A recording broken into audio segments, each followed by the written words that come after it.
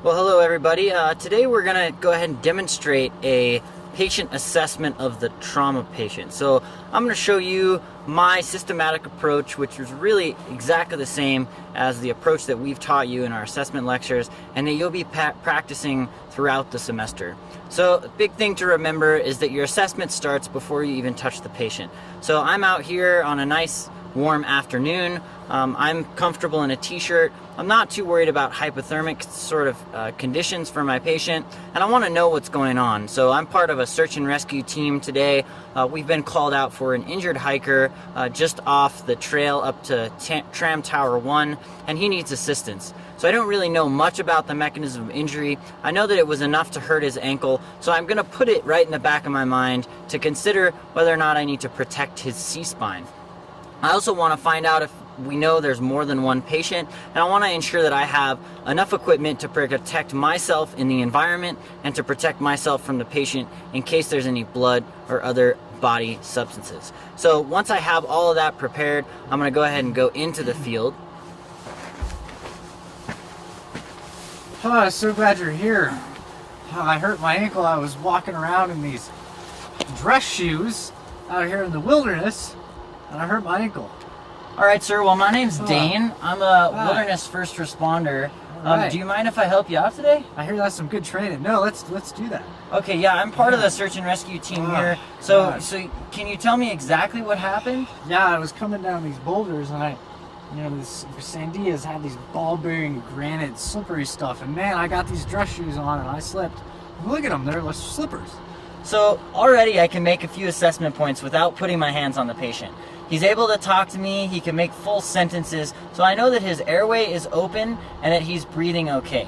He's told me that he fell while walking, so I'm not immediately concerned about his C-spine, but I'm going to ask him if his neck hurts. Sir, does your neck hurt at all when you fell? No, I kind of slipped and I caught myself with my ankle. Okay, so my neck. So you're pretty sure it's just your ankle that hurts? Yeah, I can move my head, it's all right. Okay. Yeah. So the next thing I'm going to do is just put my hands on his wrist and feel for a radial pulse. Sir, I'm just going to feel for your pulse. Your hands are cold, all right. And I'm getting a rough idea about how fast or slow I think the pulse is, whether it's strong and whether it's regular. So far I can tell that it's strong, it's regular. The other thing I want to do is assess for disability. So I'm going to ask him my basic A&O questions. So sir, I'm going to ask you what might seem to be a little silly questions, but all right. Can you tell me your full name? Jason Williams. And do you know where you are today? Yeah, I'm up by the tram, hiking. Okay, and what day of the week is it? It's Thursday.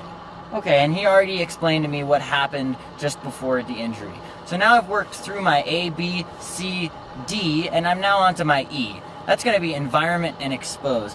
In this situation, I already mentioned, it's pretty warm out. I'm comfortable in just my t-shirt, so I'm not too worried about protecting from hypothermia. But if it was cold, this would be when I would insulate my patient from the ground, ensuring that I get those first steps towards securing his hypothermia. Yeah, these rocks are pretty cold. So if the rock is pretty cold, and he tells me that, I can get a little pad out of my backpack.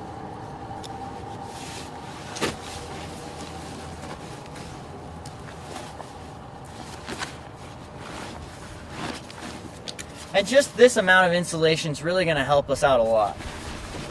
Sir, I'm going to have you just scoot onto this pad. All right. Well, that's nice. That's nice. Yeah, so, I don't want to get too distracted. I'm still on E. Remind yourself of where you are in your algorithm. Now I want to expose his foot. So, in general, we don't like to take shoes off in the backcountry because we have increased risk of frostbite. We also might cut his foot on some sort of twig or rock. So all I'm going to do is just roll up his jean pant here and move down his sock.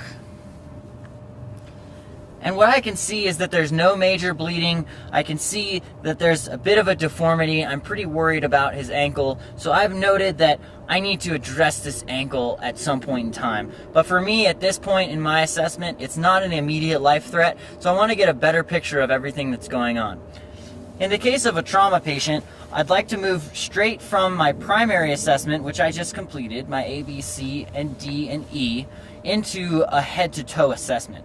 While I'm doing this head-to-toe assessment, I'm going to ask questions that I'm reminded by the piece of his body that I'm evaluating. So I'll go ahead and demonstrate that now for you. So sir, I'm just gonna go ahead and do what we call a head-to-toe assessment on you. Okay. It's gonna involve me using my hands to just feel to make sure that nothing else is hurt. Because sometimes if you have a really painful injury in your leg, you might not sense some other injury in another part of your body. Oh, I see. All right. So I'm gonna feel his head first. Just let me know if any of this hurts, okay?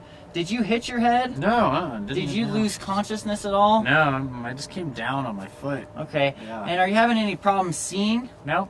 Any problems breathing? No. No swelling or anything inside your mouth? No. Okay, so now I'm going to move down to his neck. Any pain there? No, no pain. And I'm just walking my fingers down his vertebrae one by one, feeling for any kind of deformity and listening for any sort of painful response. So now I want to check his shoulders. I'll just give a nice compression on each shoulder. When I go to evaluate his chest wall, I'm going to have him take a nice deep breath and apply a little bit of pressure to see if there's any injuries to his ribs or his sternum.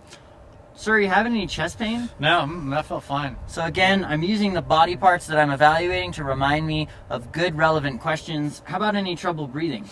No, I can breathe all right. It's my ankle. Okay. And now I'm going to evaluate his abdomen.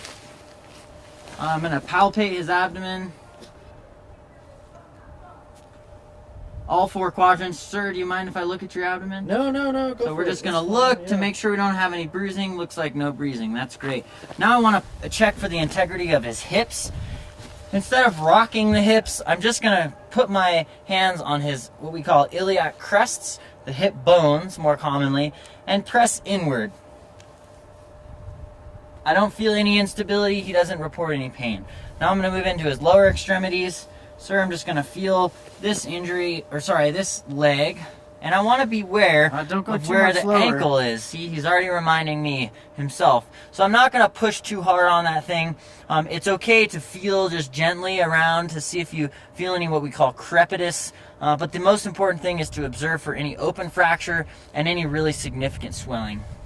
So once I get down to the bottom of the leg, I want to check for PMS. Sir, can you wiggle your toes inside your shoe? Yeah.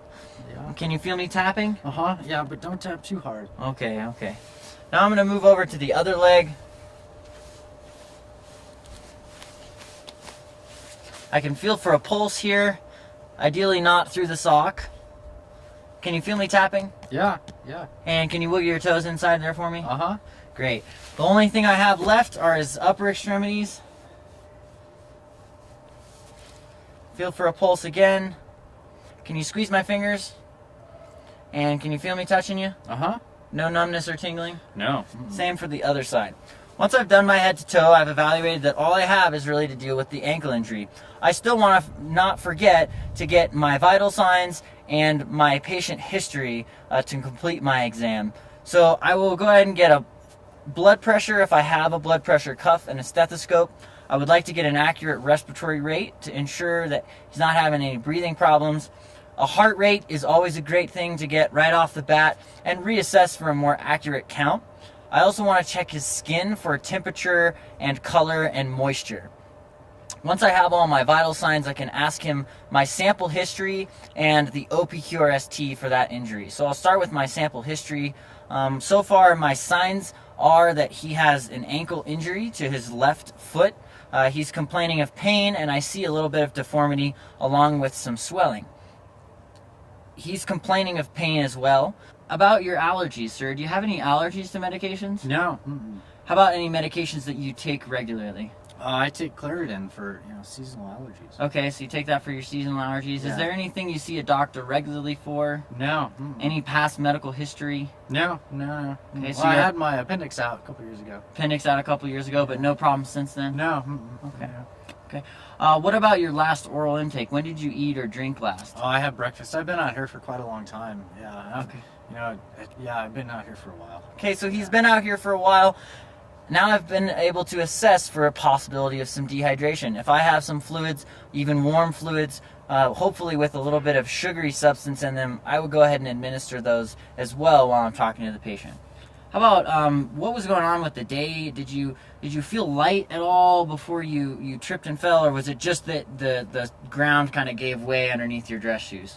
Yeah, no, that's exactly what happened, man. Oh, it just slipped. Okay, but other than that, you've been feeling normal today. Yeah, no, I was on my way back down. I almost got to the tram. Okay. Yeah. So now I got my sample history. I want to move into my OPQRST. So when did this start, sir? Oh, about 45 minutes ago. 45 minutes I've been ago was when waiting you for a felt? little bit, yeah. Okay. Yeah. And does anything make the pain better or worse? That's my P for provokes or palliates. Well, if I don't move it, it's better. Okay. And if I move it, it's worse. Okay, that makes a lot of sense. Yeah. So then I'm going to go ahead and into Q. That's the quality of the pain. So, sir, can you kind of describe the pain for me? It's sharp, painful. It's sharp, painful. Okay. Yeah. And R is for radiating. Does the pain move anywhere? If I move it, yeah, it goes up my leg. Moves, okay, it goes up your leg. And the severity on a scale of 1 to 10, 1 being just a pinprick and 10 being you're about to pass out. Oh man, it's about a 6 or 7. A 6 or a 7, That's okay. bad. And you said it's been going on for about 45 minutes. Yeah. Anything that's like what this happened. ever happened to you before? No. Mm-mm. Okay. So I've gotten through the bulk of my history. Now it's time for me to just address his ankle injury. For this patient, I failed to mention early on that I want to determine my evacuation priority. For this guy, it was pretty obvious that he only had the ankle injury. He's not really a high priority patient. I can go ahead and evacuate in a reasonable amount of time without putting us out here for too long to be exposed to the elements. So at this point, I would splint his ankle. If we were nice and close to the car, we could utilize a buddy carry. If I had a whole team and a litter setup, I might choose to do that as well. With any kind of extremity injury, we really want to make sure we don't stress that injury continuously, or we could cause further harm. So I hope that was a nice example of an assessment for you guys. Please feel free to ask us for additional information if you're unclear on this topic.